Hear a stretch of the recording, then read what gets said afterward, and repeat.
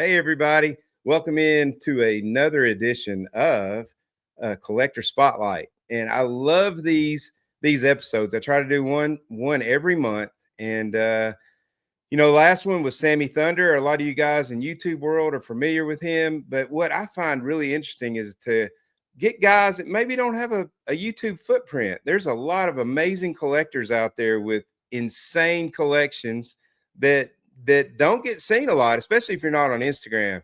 This one tonight, okay, epic. Now I've had a lot of everybody I've had on's had epic stuff, and they're all, you know, like a thumbprint. It's a like a microcosm of what they're about. This guy, he goes on Instagram as Sports Card Pete. Great collector. You're gonna see really quick by the first slide why I'm in love with his collection. And you got to stay tuned. This is banger after banger after banger. And he's going to talk a little bit about each pickup, the card, what it means to him, and stuff like that. I'm going to pull Pete on the screen right now. What's up, Pete? Hey, Tony. How you doing? I'm doing awesome, man. And I'm so glad you're here. I feel privileged to have you on my show.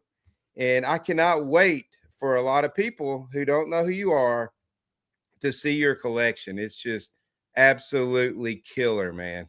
I appreciate the kind words and I appreciate the invite. I'm excited for this. Well, have you ever been on a YouTube show before? I've been on a few of them, not recently, but I've been on Jeremy's, a Okay, couple Jeremy others. Yeah, Lee's. but not too Yeah, many. that's a big one though. That's like saying, Yeah. well, I've been on TV once, but it was Johnny Carson. So yeah, Jeremy's got a huge show. I've been on there once myself, Yeah. but yeah, that's a big deal when you get invited to his show. So we're gonna get into this real quick. How long have you been collecting? I want to say about, I'm 36. I want to say probably about like seriously about 20 years. So Okay. the joke I always make is I bought my first T206 set while I was like stocking boxes at Party City. Oh yeah. And it's been a wild ride ever since. That's cool, man. Party City. That's going back right there. I know. So I'm gonna go ahead. We're just gonna get jumping in this. I'm gonna remind everybody. Here's the deal. I'm gonna bring up a card, sometimes a pair of cards. He's gonna talk a little bit about them, share a little bit about it. I'm gonna ask questions. We're just two dudes hanging out in a card room talking about his cards. So here comes the first one. Get ready. Gonna blow your mind. All right, man. Everybody that watches my channel knows that I'm fired up about signed stuff. Me and you have that in common. Mhm. We also have in common that we like pre-war stuff. So this one right here, go ahead, fire away. How did you get this card? Yeah. So listen, similar to you, right? Like I love pre-war baseball, and and I love the goats of pre-war baseball, right? So you think of like Ruth and Cobb, and Wagner Jackson, obviously, but love Cobb. I feel like Cobb has like so many incredible cards. I know we'll get to a few of those, but T206 set is incredible in itself. Aside from all the big Hall of Famers, just like people talk about it as like the biggest like first set ever. It's widely collected today. It's pretty mainstream for many reasons, including the Honus Wagner. The Cobb Green Portrait is probably his best one of the four Yeah, types of cards he has. Um, and aside from that, like I love signed cards, right? I do And I've too. loved signed cards for a while. And I feel like you and I both know this, right? Like the last like 2 years, I want to say, there's been an explosion in demand for them. Yeah, So a few years ago, I want to say this is 2022. This card had come up for auction. The signed Cobbs, as you probably expect, like just like not really available at no. all. And so I know for a fact there's two graded ones out there for the green Cobb. One of them, I don't know if you're familiar with the guy, the T206 collector. All he does is signed T206 collector. Yeah, All he does yeah, is on yeah, Instagram. he has Yeah, the other one of this. yeah. There's another one that sold 30 years ago or 40 years ago that was ungraded. So I think there's three out there, but only two graded. And look, like it set me back a lot money Yeah. wise. It set me back a lot. And it's funny because at that point in time, like I'm in my 30s, right? So to spend out a lot of money on one individual card, like it's a big leap of faith. Like I used to be buying cards, and years before that, it was like a $5,000 card was a lot of money, and to get Yeah. to this point, but like my fear was that I have cards I can replace, right? So if I sell, I've sold cards to you. I Yeah. sold other things like cards I love, but like eventually I'll get them back. Like I sell this, I don't know if I'll ever get it back. No, you'll never get this one back. And there's a lot of value to that. And so the interesting part about this particular card was it was a set of 6 different signed T206s, and they were all signed by one of Ty Cobb's friends, and they were mailed to Ty Cobb. So they mailed from Ty Cobb to his friend. So I think it was like 5 T206s, one T202.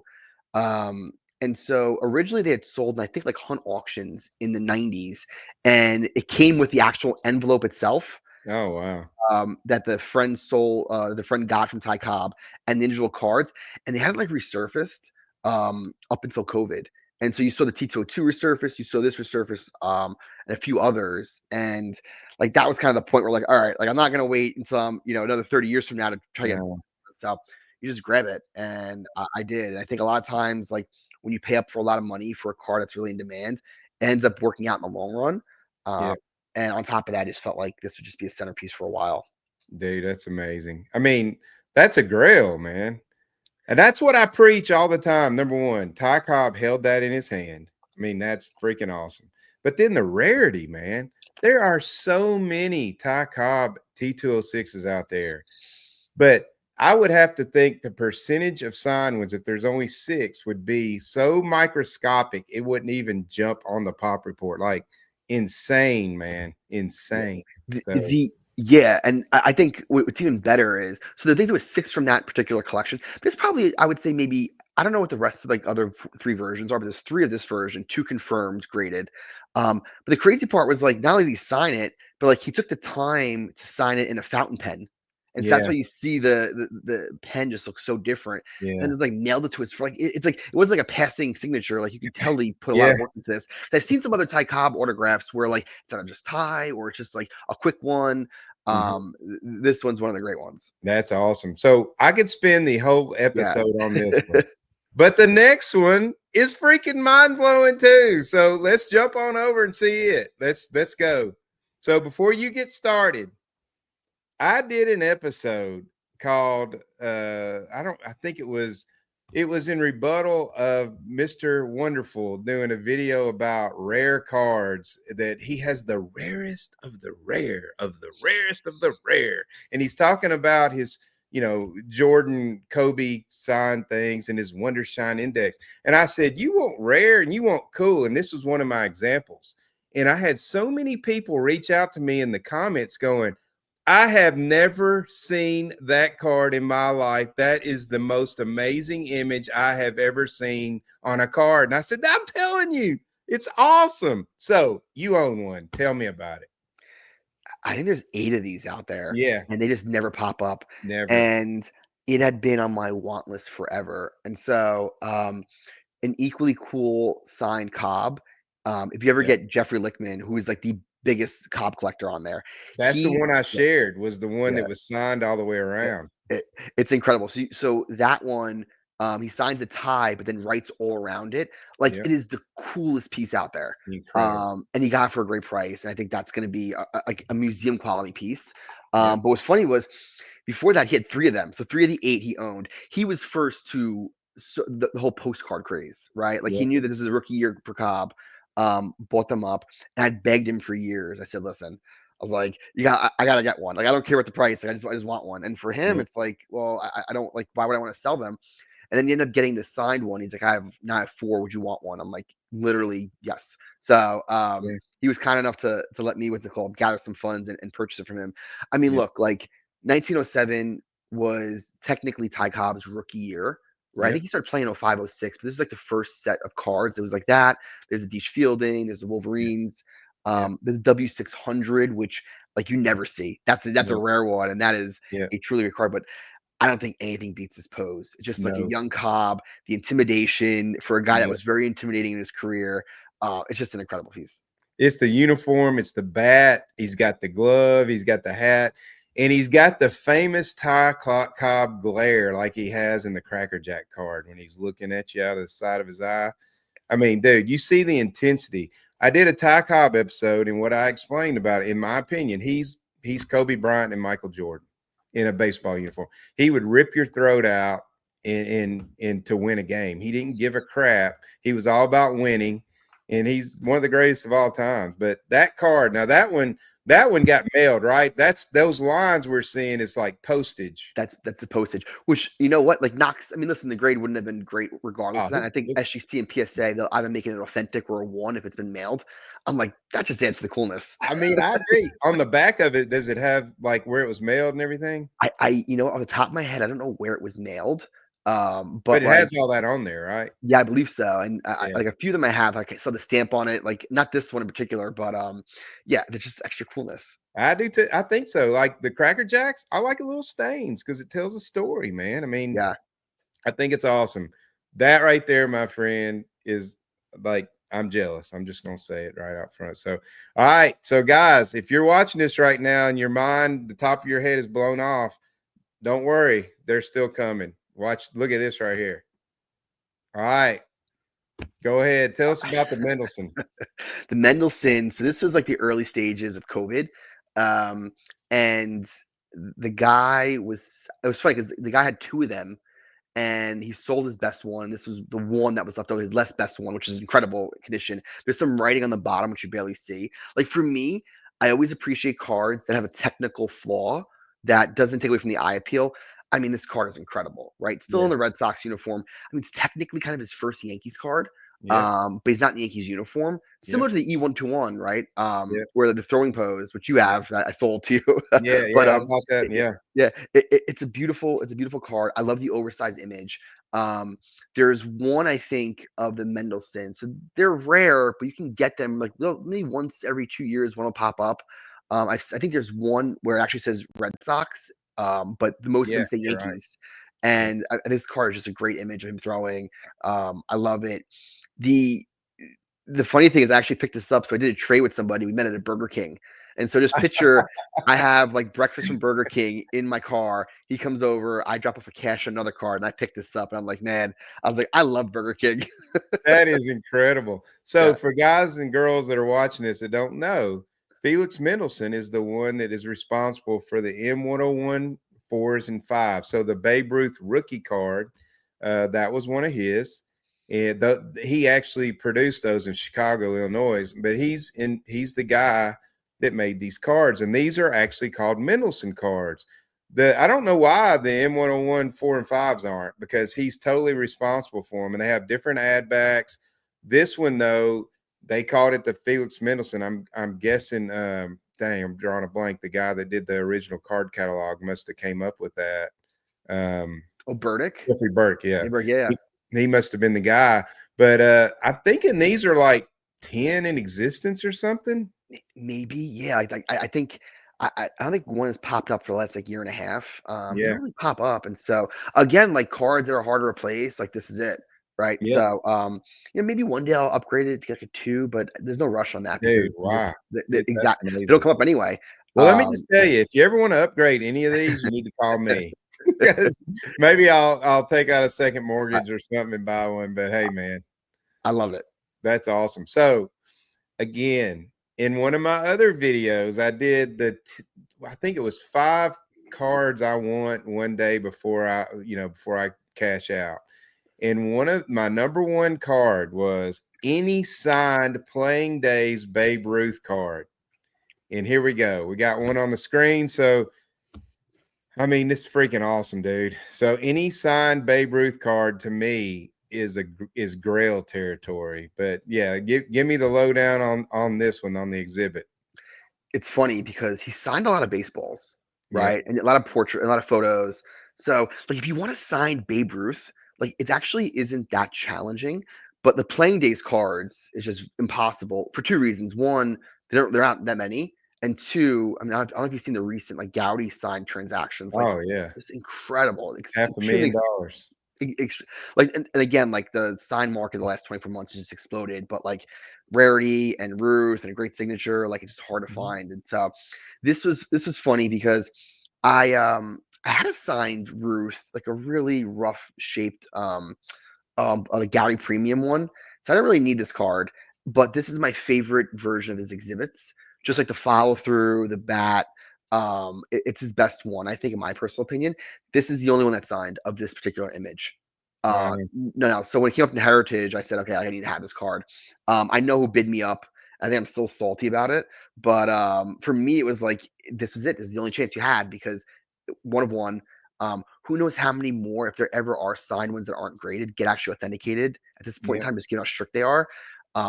So I had to have this one. Look, the card itself, I mean, the corners are kind of like there's like wear, Yeah. and but I'm like, that's like, okay, that's fine. Yeah, I don't care. How's the autograph? The autograph's incredible. I don't, I mean, 8th grade, whatever. You can give it a 7th grade, you give it a 5th grade. I still love the autograph. And so it's just a perfect combination for me. Yeah, I love it. I mean, what's cool about seeing these side by side, one, you got the early years before he was just a mammoth star. By the time this one came out, I mean, pretty much he was known worldwide, man. People in Japan knew who he was. I mean, he was a worldwide superstar. He was Michael Jordan before. I keep using that, but Jordan was a worldwide phenomenon. This was Ruth. And, what he did in those early 20s through, 25, 26, Murderers Row in 27, he changed baseball, man. So he signed this card right about then, probably because he signed him. He did the quotes Yep. around Babe early. He didn't do that later. Tony, you know your stuff. Yeah, Yeah. exactly. So that the quotations around the babe is something I don't know pinpoint exactly when it started and ended, but I believe it ended like he stopped doing it around the late 1920s, which Yeah. is even fascinating because this means that when the card came out, he must have signed it right around circulation point. So my theory is like someone probably got this card, got this exhibit, went to the stadium, waited outside, he probably signed it right then and there. Like that is versus like him in his later ages Yeah. in the 50s. Yeah. That's When, amazing. I've got yeah. one Babe Ruth autographs on a ball. The Uh-huh. cool thing about that is I have the type 1 photo of him actually signing the ball. And so that I don't know how many people because that's all my other autographs, like my Jackie Robinsons. I wondered, like you just said, where was he when he signed that? How old was he? Was he old Jackie? Was he at the Mhm. stadium Jackie? With this Ruth, what's so cool about those quotes? We know that's what he looked like.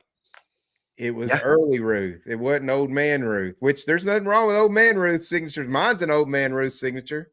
It But was a year before he died, but that's freaking awesome, man. yeah. I did the math a while back, and I can't remember.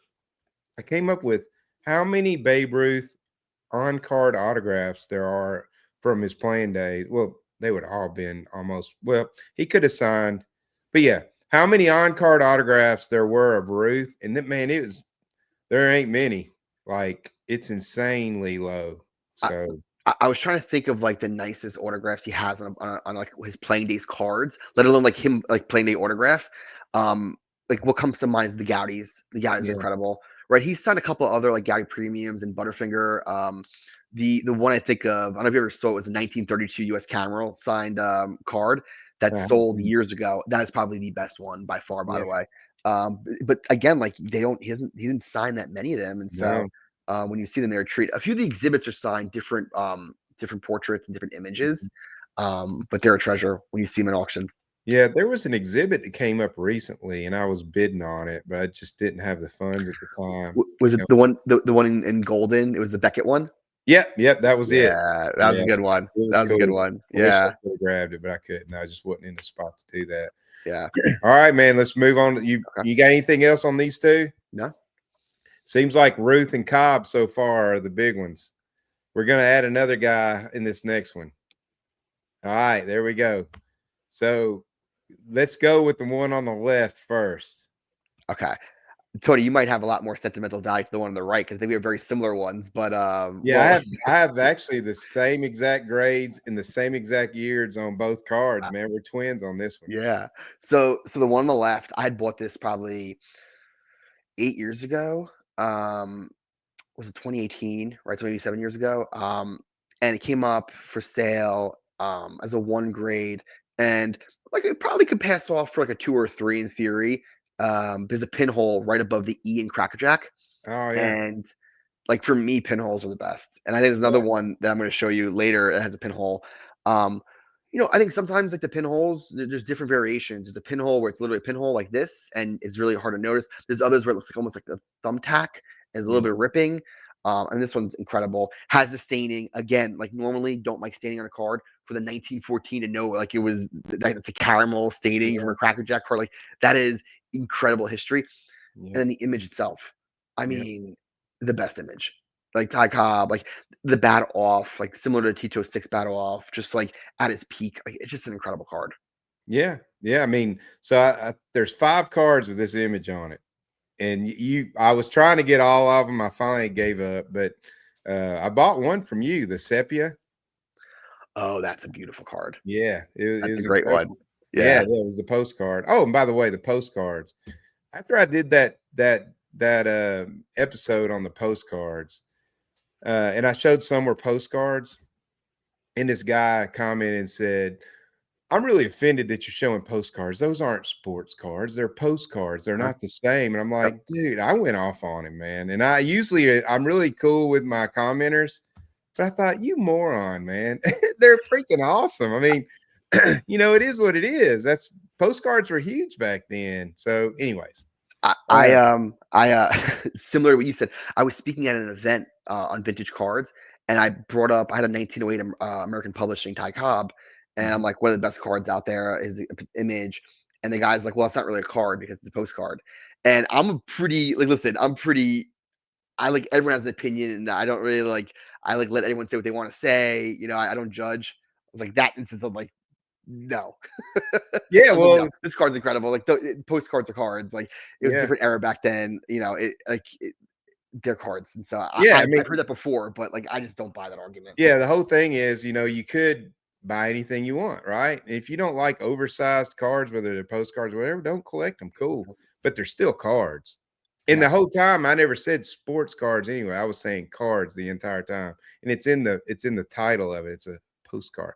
Anyway, sorry to take us no, off the beaten path there, but that Cobb is absolutely gorgeous.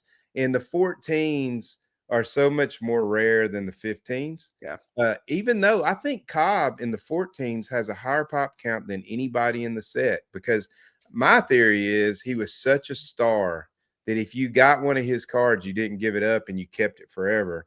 Whereas, some of the other guys, even Joe Jackson, I think his pop count in the 14s is not quite half, but a little over half. And maybe people were disgusted with him after what went on and they just quit holding on to his stuff. 100%, 100%. Similar theory to like the W600 set, like because they're mail-in premiums, where like Yep. a lot of like the really great Hall of Famers aren't that rare compared to some of the commons, and so your theory is probably right on the money because he does come up a lot. Like it's not a hard card to find in an auction, but because it's so in demand, the value just keeps going up and up. Right. The next one, to me, top 5 card in all of the hobby, Yeah, the Shoeless Joe Cracker Jack. And I'm not a Cracker Jack snob that turns my nose up at a 15. I have a 15, mine's authentic as well. But this is the 6th card I've shown, and it's a Joe Jackson Cracker Jack. That just kind of tells you what we've been looking at and what your collection's all about. But go ahead and tell me, like, how long have you owned this card? Like, where'd you get it? What's it mean to you? What's your thoughts on this one? yeah. You and I have a lot of overlap. It's pretty funny because I think you have a similar authentic, and I think the same issue, like not trimmed but minimum size Yeah. issue. Because I saw yours at auction come up, it was gorgeous. So I bought this, I want to say the same year, 2018. I think that's probably like, other than last year, um, was probably one of the best collecting years I've had. This came up, beautiful card, not trimmed, but minimum size wasn't met. And I think there's a very big difference between the two of them, right? Because one is actually like artificially cut and can potentially be misleading. The other one was just like incorrectly cut at the factory. And so to me, this was like a 5 or a 6. And Oh, yeah, and easy. spoiler alert, 2018, 2018, I was 28, 29 years old. I'm not paying up for 15, 5 or 6. So this is all I No. could do. And for me, the image is perfect. I don't collect Joe Jackson as like my top one. And I think of like great images for Joe Jackson. Felix Mendelson, which is like there's like two of them. Like you never like it's just hard to get.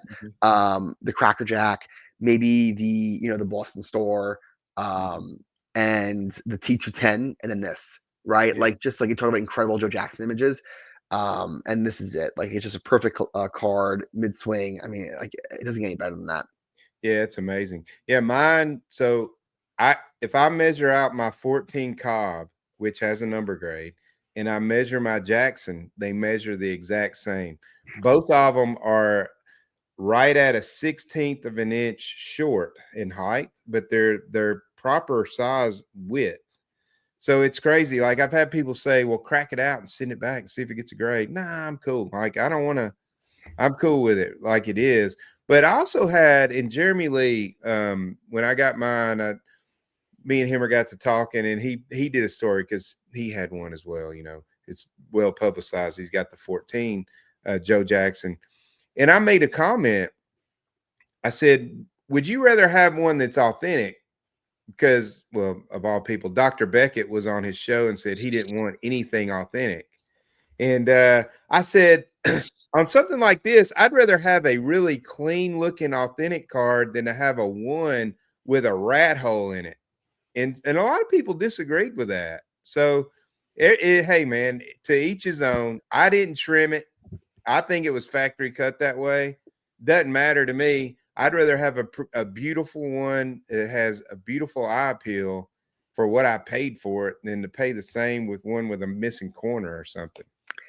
Yeah, I'm on the same page as you, and I think it's ridiculous that like people think a really beat up one is better than a beautiful authentic that wasn't even trimmed, that was just like a factory miscut, right? Which should in theory have a numeric grade, right? Because it really wasn't altered, it was just miscut. I completely agree with you. It's the whole notion that I think people view the hierarchy of grading on a numeric level as so important versus eye appeal. And I think the thing I love about you and other vintage collectors is that we kind of see past that. It's like, what's the card look like? Like the card's Yeah. great, right? So just like get past the grading part. And a lot of my cards, I joke around like my average grade is probably a 1.5 Yeah. across everything I own. I'm totally cool with that. Yeah. So my biggest thing is if I can find a low grade card with high eye appeal, I get it cheaper and I can get another card. You know, I got a little more money left over. I can keep shopping. So yeah, Yeah. that's a challenge, man. And that's fun. That's fun for me. All right. This next one is a banger too. Right down my alley. Another signed item. So I think you haven't had this one long, have you? No, I got this early last year, early Yeah. 24. So this was I in remember this Leland. one being in the auction. Yeah, it was in Leland's. It wasn't graded at the time. So I think there's like recently it was graded during the auction. So someone must have submitted it, threw it to PSA. There's a couple of these that are signed, usually one or the other. But it's very tough to find both of them. And it's very tough to find both of them in a PSA holder. I think there's some nicely graded ones that aren't in a PSA, which makes you question, like, okay, like why is it not there? Um, Very tough to find. Beautiful image. I believe, and I might mess this up. I believe this is when they went on their kind of like their barnstorming tours, like Yeah, after the season. And they both played on different teams, and it was a great spectacle. I think it's just so cool because like these are two of the greatest players, arguably, like of all time, right? On these kind of like exhibit events of just like traveling around, like non-sponsored events. Like it's almost like imagine like Otani and Judge doing that. yeah, All season. Like it would never happen now, but the fact that it happened in history was great, and the fact they both signed it is even better. The Ruth autograph, I mean, the Lou Gehrig one's great. The Ruth autograph's a little light, but at the end mhm, of the day, for me, my take is, well, as long as it's visible, then like it is what it is. And yeah, so for me, it just didn't bother me as much. I think it's a great collection, a great card for the collection. And I was kind of surprised to get this, frankly, because it's just like I never really expected to come up. When I saw it in auction, I'm like, well, if this is gonna fall into my lap, then why not? yeah. Well, type ones are huge. Now they're getting more and more pricey all along, but to have them Yeah, signed like that, it's it's crazy. and the best part is on the back of it. Talk about even better provenance. The back of it is stamped by the Christy Walsh management, which No was way. Babe Ruth's manager. So to know that it must have come through his hands at some point in time is like even great too. It's just great, backstory. Yeah, that's cool. So, like you said, Otani and Judge, imagine them riding across the country in a train. Because that's what they do. They just ride across the country in a train, stop at some little outpost town. Yeah, They throw up some bleachers and play a game. And think about how awesome that was for the people in those little towns. You live in New York City, so Mhm. I don't know whether you're from several generations of New Yorkers, but I'm from my people got to Middle Tennessee in Nashville area like in the late, like around 1800. They've been here forever. We don't have pro sports.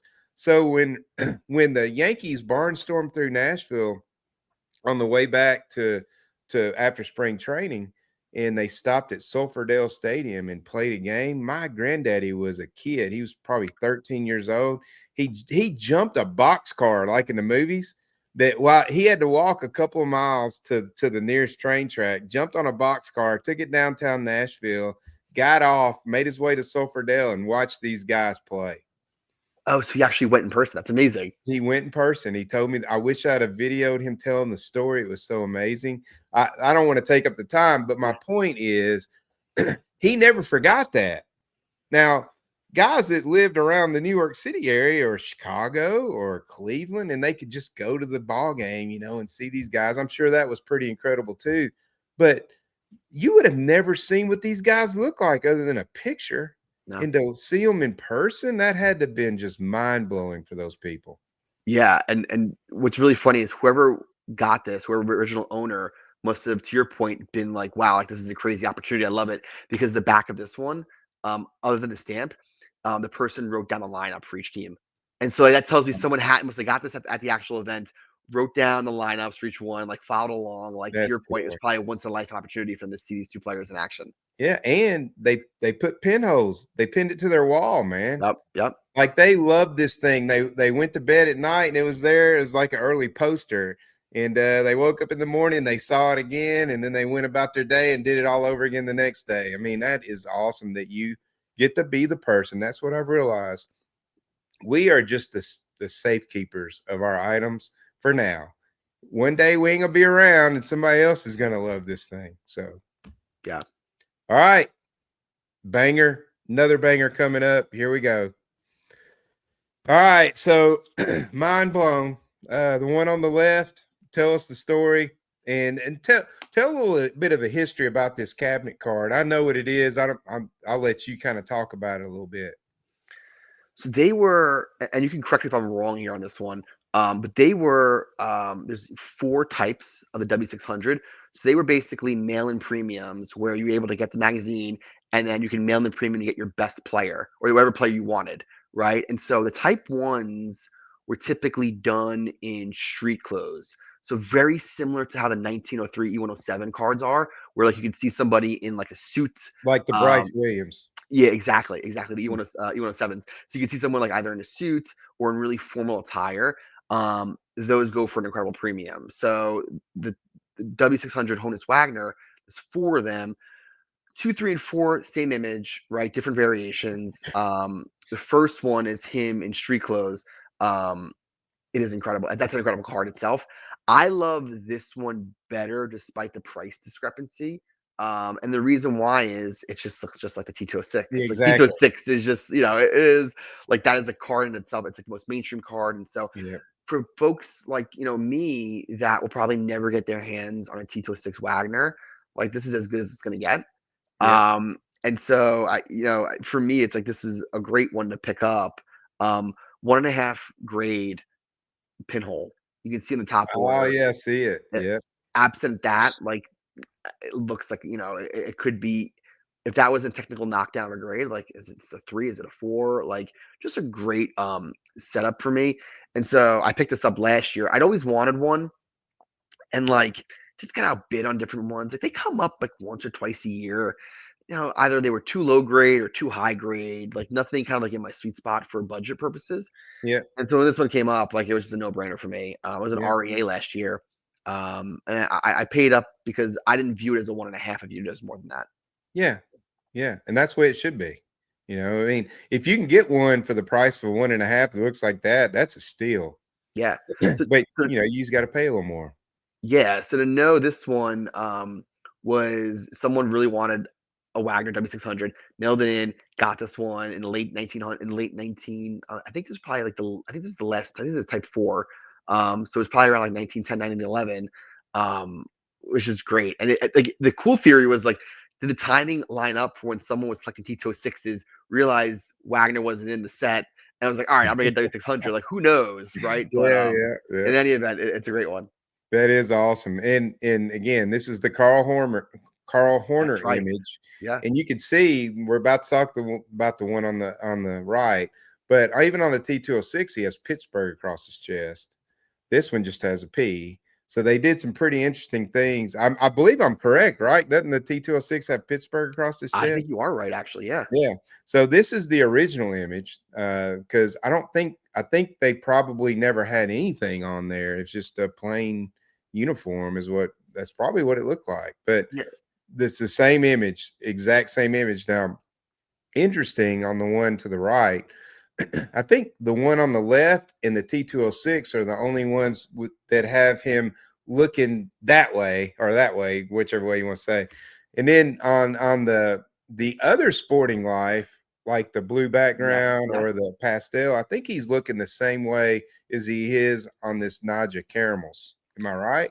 I believe yes. In the The E90-2 as well. E92, E1042 is the same exact image. The Sporting Life, blue and pastel, same direction. The D322, I think, might be in the tip top red. I think that Okay. might be in the same direction as well as the E103 Williams caramel. The Okay. one in red, which is beautiful. I think they're all looking the same direction. So maybe you're right. Maybe the W600 is the only one looking that way. Yeah. But still great. The E1042. So usually you see the E92 come up, the Wagner, and that Yeah, car has been I've got one of yeah, those. When you yeah, sent me this, I thought it was that, and then I read the flip and saw, oh dang, man, that's a nausea. yeah, yeah. So So talk a little bit about that because that is a issue that even I'm not that familiar with, and I yeah, know a lot of people that are watching don't really understand.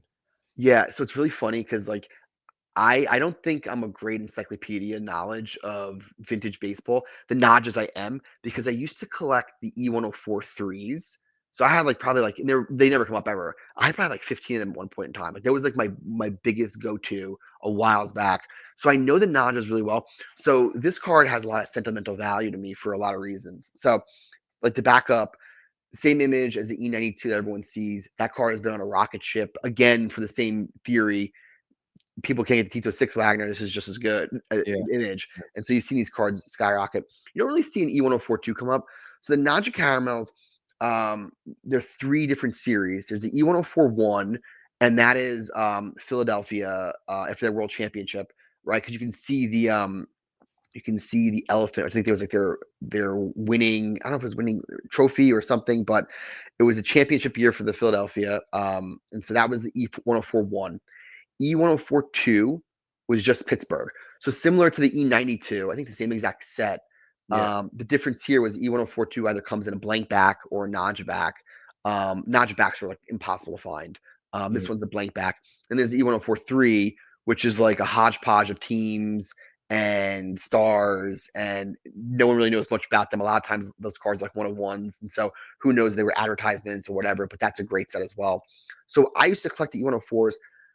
I either couldn't find the Wagner or couldn't afford it.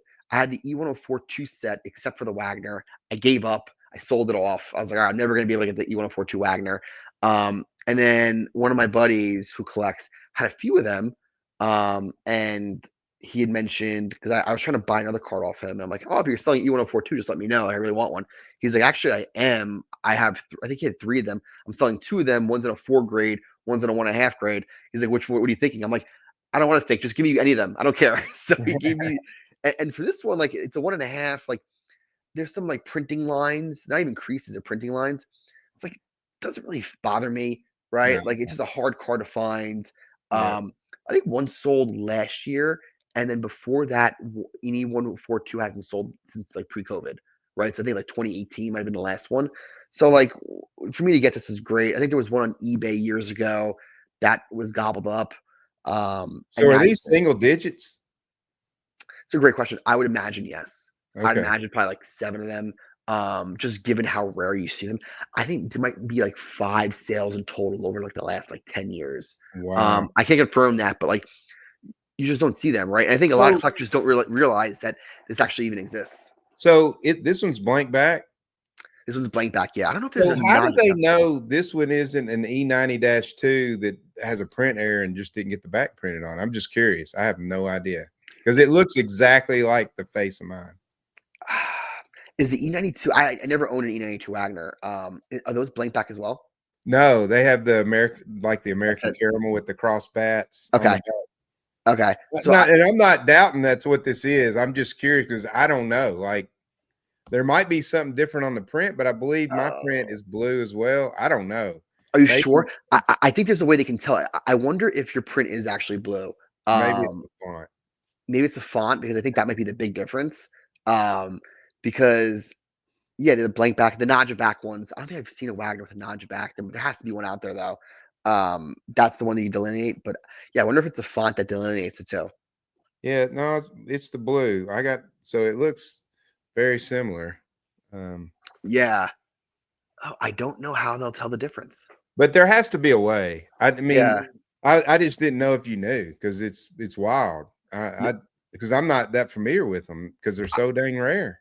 I never saw an E92 blank back. I'm sure they're out there. I'm sure there could be an error one of this, but like, yeah, I think the way to delineate that was it was either the blank back or notch back was the E1042. It could be they're a different size too. I mean, there's all kinds of different variations it could be. So It could very be. cool. Yeah. Very cool. All right, let's jump to the next one. Again, amazing. I can't believe this is like our sixth slide and we're talking about Wagner. So we'll get back to some Cobbs. So go ahead. I'm a little more familiar with these. I've never owned one, but I've looked from a distance and think they're freaking awesome.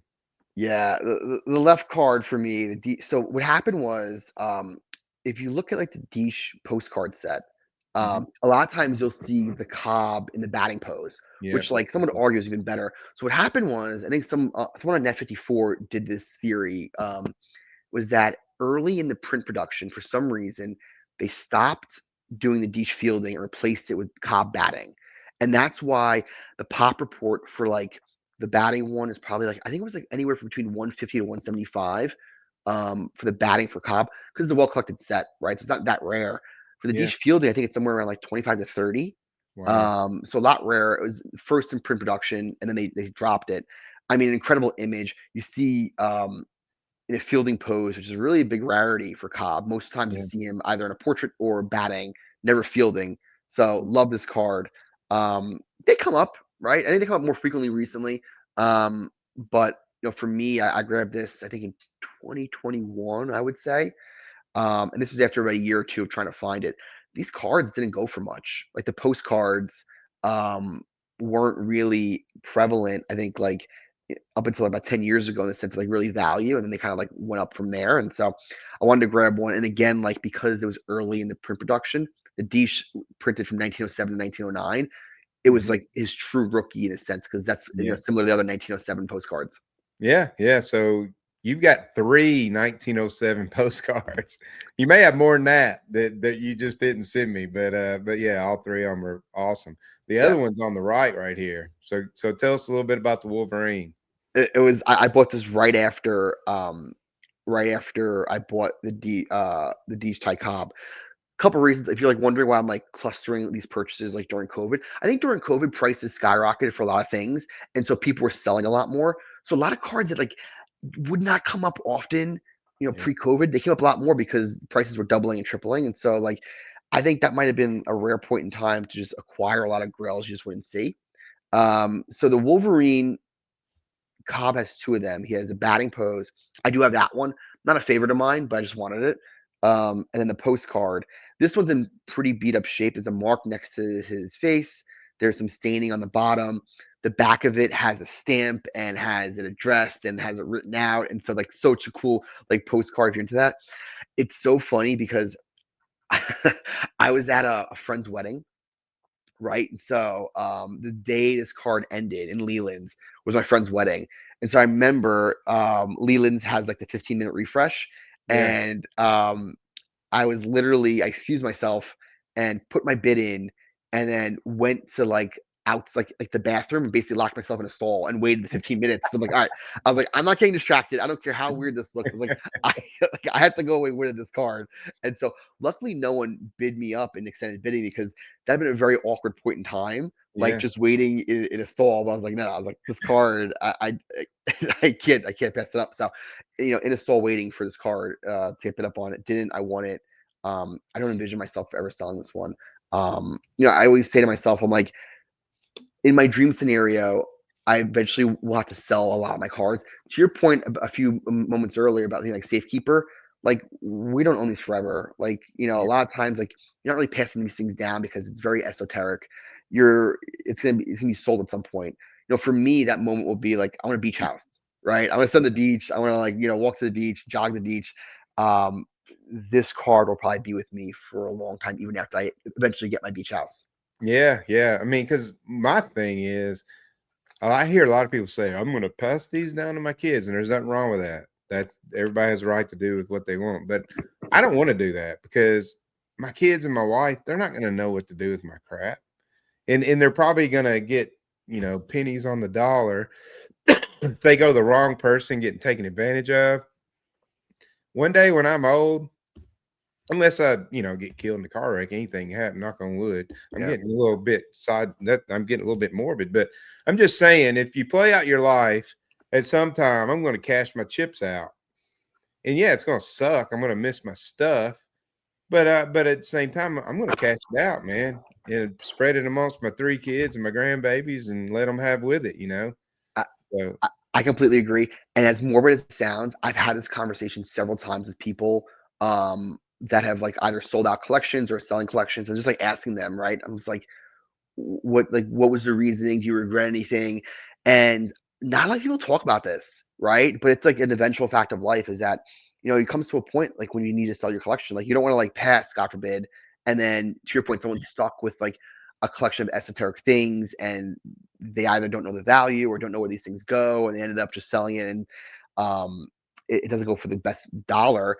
The other thing is like, I kind of want to be able to enjoy things outside of cards when I'm yeah. older. Like I want to be able to like to your point, like I want the Tony swimming pool special, right? I want a house with swimming pool. I want my own card room. I want a beach house. And so the flip side of that is I've talked to other people that have sold their collections, and I think they might have sold it too early and they regret it. So I Yeah. know some folks that sold it and got a pretty penny. Maybe they sold it anywhere from like 2015 to 2019, and Yeah. it hurts because like they maybe didn't need the money, but thought it was a good time to sell it.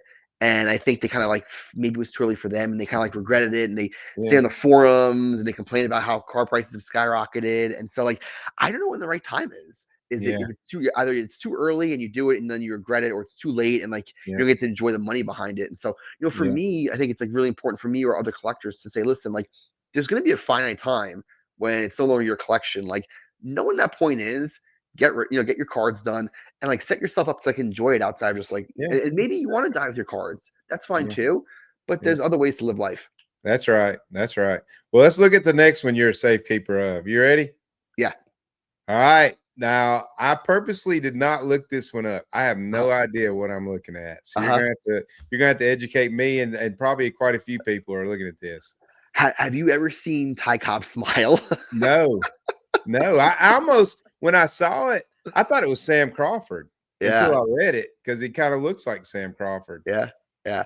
I mean, it is the funkiest pose of Ty Cobb out there, and I had to have Yeah. it despite most of the a big chunk of the card missing. And I joke that like I have a reward out if anyone ever sees a top right corner of a card, let me know. This one, so I don't know if you're familiar with the La Zora set Mm-mm. postcards. They're basically postcards with a schedule on the back. I believe Cobb had 4 images, so this was Okay. one of them. This card, same image. This was not the La Zora because there's no schedule on the back. There's one other one of this particular card, Right. 1912 Heritage full card, right? So this is one of two out there. Came up Right. at an auction, and like, listen, I totally get condition, right? Like you want cards that are presentable. You don't want chunks that are removed, but 1912, peak of Cobb's career. him laying down, smiling. Like the La Zora, I think there's maybe 2 of them that have the same image like that. Yeah. Like, you're telling me that under 5 copies probably in totality of Cobb looking like this in 1912? Like, I mean, come on. To me, it's just like, I don't care about the condition.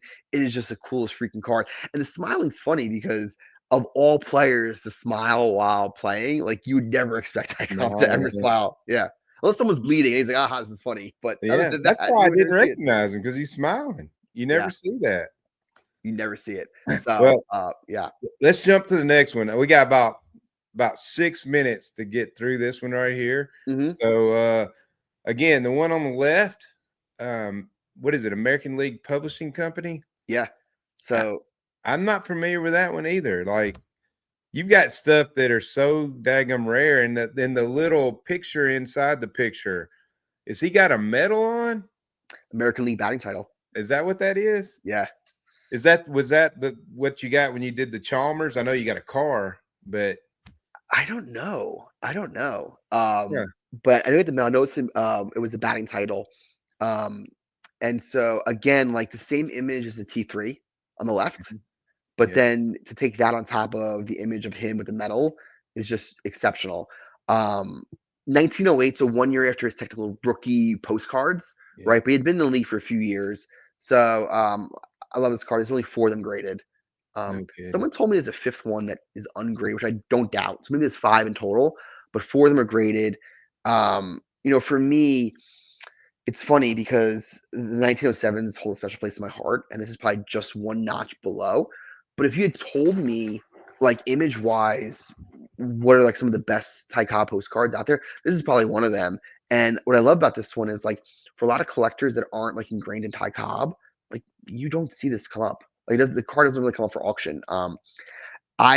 Interestingly enough, I had to so when I was buying the seamless, I had to sell this. And so I Oh sold no, it. I sold it. I know who bought it. And then the guy who bought it bought some crazy card. And he's like, "Hey, you interested in buying your card back?" And I was like, "Yes," because I had regret every day. And you know how hard it is. Like you sell a card you're attached to, it hurts. Selling cards is the name of the game. But I was able to pick it back up.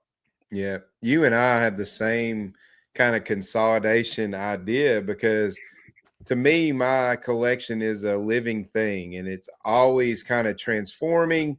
I'm trying to move it up or move it on, or maybe I get interested in another player or set, and I think, man, I could move this card. It's going to be a big chunk of the money. It's going to hurt, but I can move it. And some people aren't like that. But I am. I can do it. And so far I haven't picked up any of them. I can see myself doing that though. Mhm. I would love to know where my 52 mantle is that I moved to get my Josh Gibson. If I knew who had that, I might be tempted to buy it back, but I don't know who has it. So I I've seen your Josh Gibson. You had to make that decision because again, like when does a Josh Gibson card come up ever like that, right? So yeah, yeah, that's one. It hurts, right? Selling cards hurts when you're on a fixed budget, right? Like you kind of do 2 things. One, to your point, you can just like slowly build things when you have extra cash available to buy what you want. But the problem is like that timeline doesn't always work. It's not like, hey, I have a lot of money. Now my Josh Gibson's coming, so I'll be able to buy it. It's like it either is like, hey, I'm not really a lot of cash to buy this, but the card comes up. And it's like there's cards that are replaceable. And I've always been like that where I'm like, you can be aggressive and sell things that you really like to go get something that's even better because you never know when you get, especially when you're doing like rare cards. Like, I don't know if I would do that for like a really nice mantle because as much as you want your old one back, like I can get a mantle tonight. yeah. Empty I mantle. can't know. Yeah, but but when that happens, like, I've sold Gowdy Roots before. I love the Gowdy Roots. I'll have another one at some point in time, but like I can replace it. So for me to get something where I can't replace it, I'm willing to sacrifice my collection for that. Yeah, yeah. So Yeah. speaking of cards you can't replace, the one on the right, Tough. um, that's a tough one. It's a tough one. It's a tough one. It's so funny because like, for me, I always prioritize Cobb. But for Ruth, like this has never been one of my like it is in the Mendelson, it is in the exciting exhibits, but like really nice image. One of his first ones as a Yankee in a Yeah, Yankee image, the exactly. pinstripe, beautiful. What's really crazy about this card, the E220s, is if you look at the roosts, right? They'll sell a few times a year. There's not many centered. right? Yeah. And so like, yeah, the counter, it's creased, it's got like some damage, right? Like it's a 1, right? But like the centering is great. I always joke where like from far away you don't really see creases. It's you can see Yeah, centering. And exactly. you can see centering. So for me, like I've seen cards like this where it's like way off centered, and then the ones that like are centered in the 3 can go for 6 figures. Because they just don't come up like that. And so that was really important to me. I love Ruth cards in his Red Sox image. Just like it's Right. rarer, it's tougher. That being said, if I think of like cards in the pinstripes for Ruth, it's the E220, it's the I'm blanking on a couple of The them. Gaudy full body pose, the 144. Oh, the Gaudis. Oh my God, yeah. Oh Yeah, yeah. that's the one that comes to mind. Yeah, the Gaudi one. The one I have, I'm like just blanking on the Frones, the 1921, like the oversized image. Yeah. That's a great one. It's just like it's hard to find early year Yankee cards that look great on Ruth. This is one of them. Well, Pete, this has been freaking awesome. I am so appreciative of you coming on here. You've blown my mind. I know a lot of people now. I've seen most of these on your Instagram. So there's a lot of people that watch this who aren't on IG like we are. And that was really my first community was Instagram. I got to know Nate in Cardboard The Veritas, best. Luke Bleecker Yeah. Street, and Jonathan Sports Cards and Sunsets, Uh-huh. and Matthew 1956 guys. That was my first kind of guys I got to know like in the card realm. And then, there's a lot of interesting dudes out there like you, man, that you just collect for the love of collecting, man. And always trying to improve and get some cool stuff and rare stuff. And I'm just glad you shared it with us, man. Yeah, no, I appreciate that. And to your point, like Instagram is mostly modern folks, right? Mhm. And so the vintage community is growing. It's a lot better than it was, but it's a bit rarity for people like us. And so, to your point, everyone you just mentioned, who I saw most of them at the national, like it's a great It community of is. people that are always like appreciating each other and loving what they're buying, and it's just like so collaborative that we're really lucky. Yeah, we are. Yeah. And then once you know people like you, I mean, when you put a card up for sale and I need that card, I trust you. So it's easy to buy from you. It I know really I'm is. not getting scammed or something. So Yeah, it really exactly. pays off. And vice versa. Like if I'm selling to somebody, I'm going to prioritize whether it's like pricing wise to know it's going to like a great Yeah. collection. So to know Yeah. like my E121 Ruth I sold you was I think you told me like your grandson Yeah. had it in his hands. Like that's special. That's just Yeah. special, right? Like Yeah. it makes me happy to hear that. Yeah. He just turned one All right. on Friday. And so I bought him some people buy like something like a bond or something for their kids when their grandkids are born. I bought a card, man. And so when he's 18, that'll be his. He can sell it, he can collect it. I don't care. He can pay for his college with it. I don't care. By the time he's in 18 years, there's no telling what that card's going to be worth. What was the card? It was that E222. Is it the American Caramel? The one he's in the Red Sox uniform? It's the The one Babe that Ruth. the one I The gave one you. you sold me. Oh, I mean, like I think he's gonna have a great 18th birthday. Yeah, yeah, no doubt. So I'm not giving it to him yet. So tonight he was over the house and I showed him my signed Babe Ruth card and he reached for it. And I was like, no, no, no, No, no. no, no, no, And no. his mama said, well, what'd you think he was going to do, Tony? Of course he wants that ball. I'm like, well, Yeah. I just wanted to show it. So, well, Pete, thanks a lot, buddy. I really appreciate it again. People that are watching, comment, let us know what you think about which card was your favorite. If you got any questions, throw it in there. Pete can look at them. Maybe he'll answer you on the Yeah. comments. But I appreciate it. And just remember, guys, Tony loves his baseball cards.